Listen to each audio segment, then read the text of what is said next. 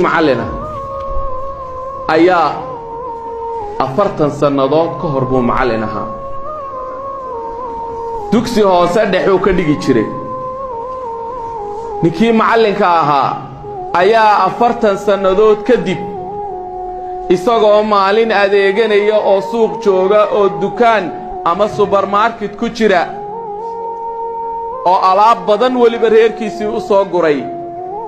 ayaa markii uu alaabtii dhamaystirtay ee uu xisaabtii yimi ee uu yiri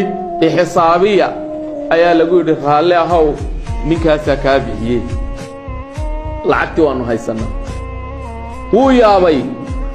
wuxuu yiri yaa ninka ma garanayo ninkii buu u tago wuxuu ku yiri jazaakallahu khayr waad mahadsan tahay markaasuu ninkii ku dhegdhegay wuxuu ku yiri miyaanad garanay ma yaa kuma adahay de waxaan ahay ardaygii 40